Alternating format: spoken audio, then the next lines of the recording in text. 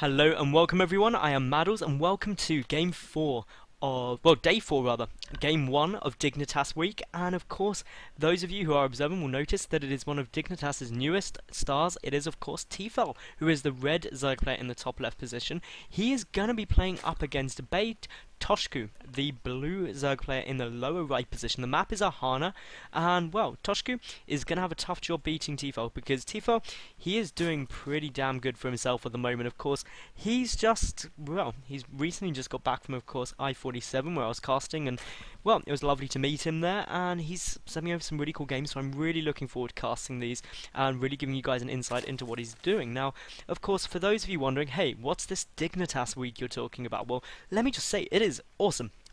Basically what I'm doing this week is following each one of the Dignitas players for a day, basically looking at a whole ton of their games, getting an interview with them, and really giving you guys a chance to understand who they are, what they're about, what their play style is, etc. And also their personality, their thoughts on the game, and all that sort of shenanigans. So it's kind of a good all-round thing. So do let me know what you think. All the details are in a Team Liquid thread, which of course will be in the description below. And obviously all the videos will be in a playlist together, so you should be able to find everything that you need, and I'm really excited about it. Now, let's quickly say a little bit about the matchup. ZvZ, super volatile, but my goodness is it fun to watch. I absolutely love this game. And well, spawning pool on its way down for both players, which is quite interesting because Ahana, you can quite often see a hatch first because there's obviously the narrow area into here, and it's not too difficult to do so, but both players being a bit more tentative. They both went for the 15 pools, so not super early pools, anything cheesy like that.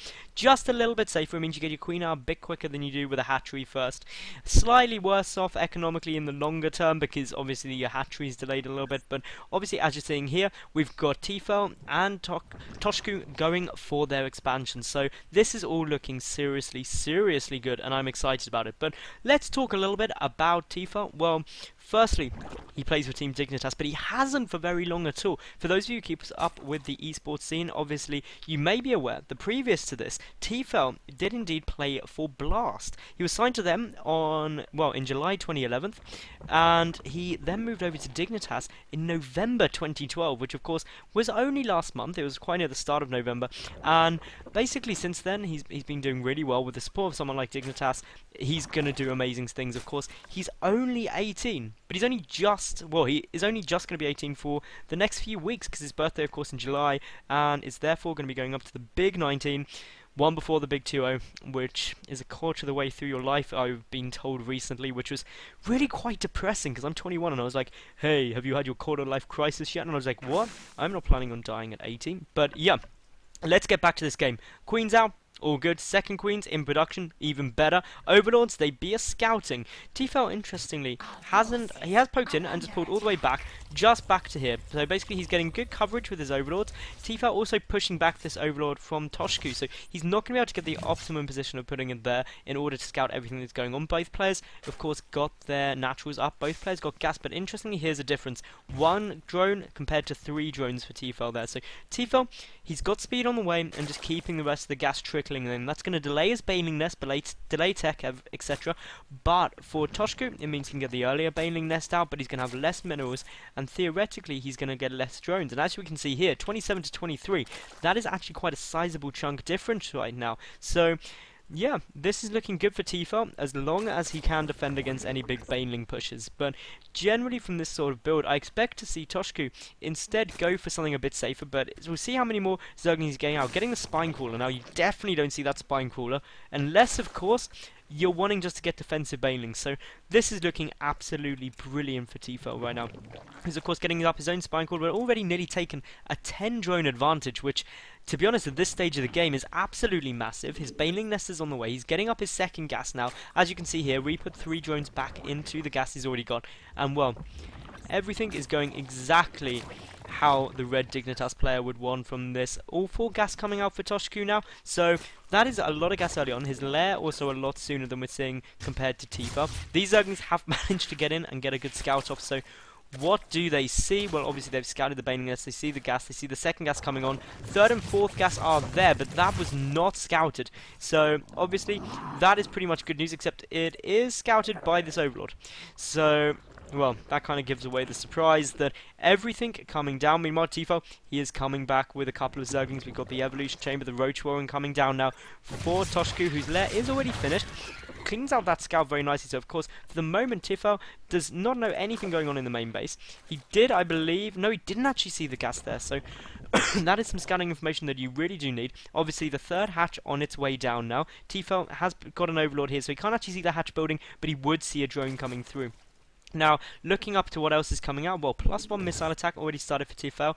Before, of course, we've got the Roach one. The Roach one just starting up as I say that, so this is really shaping up to be a very similar build. But key difference, Tefel a lot further ahead in terms of the worker count. Roach speed on the way for Toshko already. We've got, well, not too much going on exciting. Infestation Pit just starting up, so of course that's something that really is going to influence this, and I do believe this game was actually played before the Infestor change, but we don't quote me on that. I'm not 1,000,000% sure, but I'm fairly confident it was. Now here we see here Tefel going to be able to deny the third base.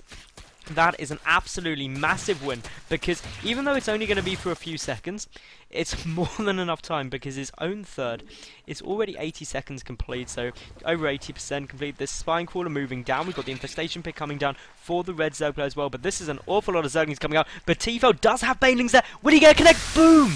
That was an absolutely beautiful connection right there, and to be honest, we're seeing here now, Toshko he's lost an awful lot. That Baneling connection could not have gone any better. Some Banelings detonating on Banelings. Of course, it takes 2 Banes to kill 1 Bane, so that is something why you always see pros send Banelings in pairs ideally. But Toshko really in a troublesome position now, because he was unable to get those Zerglings microed effectively against Tefel's Banelings, and as a result lost nearly everything, and of course the counter-attack is always going to be the threat. If we look here, the drone count hugely advantageous for Tefel, and obviously he's got there with the third hatchery up. Meanwhile, Banelings morphing in for Toshko. Tefel, he is, well, just scouting around, taking a good look, doesn't want to overcommit to an engagement. This third base, if he manages to pick it off, would be absolutely amazing. Great splitting of the Zerglings, trying to pick off some extra Banelings. Is he going to be able to get another one? No, not quite, but very, very close indeed. Did get 1 Baneling though for 1 Zergling, which of course is an amazing trade that you always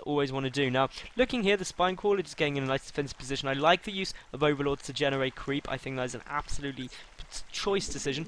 Meanwhile, obviously Pathogen Glands finishing up now for Tefel. We do of course have Air Missile Attack level 2. Already Pathogen Glands done though, and the first Infestors out for Toshko as I'm saying that. Meanwhile though, the upgrade advantage is going to go to Tefel, because as you can see here, there's a lack of missile attack, and Tefel coming in with a great little Zergling run by straight up into the main base, and there's hardly any units around here at the moment. This could potentially cause some big problems. These Zerglings going to be able to pick off a couple of drones, which is nothing huge, but it's better than nothing. As you can see here, 3 go down, but the Zerglings coming in to defend Toshko now. So obviously this is all starting to look fairly standard. We're going into more of the late game compositions of ZvZ, where you see the Infestors, you see the Roaches, and really it comes down to getting some good fungal growth, the upgrade advantage, the positioning, the attack arc, which is something that a lot of people, especially in the lower leads, don't really consider, and it's something that you do need to take a lot of care with. Now, obviously here, just getting all the units up, Tefel taking a really nice advantage, and I realise I keep switching between Tefel and Tefel.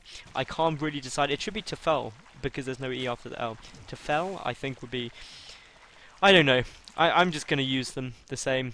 I'm going to get confused, no doubt. But anyway, looking at this work account, for the first time we're actually seeing Toshko take the advantage here. He's up to, well, it's only slightly above. He's up to 69 to the 67 drone count, which is good. The Infestor count, what's that looking like? 5 and 5, all equal. The Roach count, though, look at this for Tefel. He's nearly maxed out. He's got so many Roaches, +2, nearly finished off. Tunneling Claws on the way out for Toshko, but well, this push, it is gonna hurt, like with a capital H. He's taking his 4th base behind this, so it's not a complete all-in. He is now maxed out, and I expect him to go and push.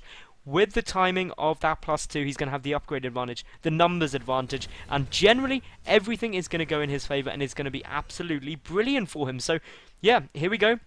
Coming across the map, and well, ZvZ is always a volatile matchup, but look at this positioning, sending some Roaches. Oh, I thought he was going to send those Roaches up around here for the flank, but looks like just going to go for a bit of a better position, come around, get either side of these rocks in the middle, trying to get the best attack angle he can. And here we go, the engagement going down, some great fungal growth. This is absolutely amazing play here by Tefel. He's got such a great attack arc, and well, this force BateToshko is going to get absolutely dominated now. There is the wow, and indeed it was a wow. The Infestors get taken down. Perfect engagement by the red Zerg player here, and that is going to be game. And well, yeah, it was clear. Fungal range is bad now, yes. So this was after the patch changes, but there we go. That was the game 1 of day 4. If you did enjoy it, make sure that, of course, you like the video. Leave a comment, let me know what you think. Check the interview below, but most importantly, I'll see you at game 2 of day 4, starring yet again Tefel. And yeah, I will see you there any second. Bye for now.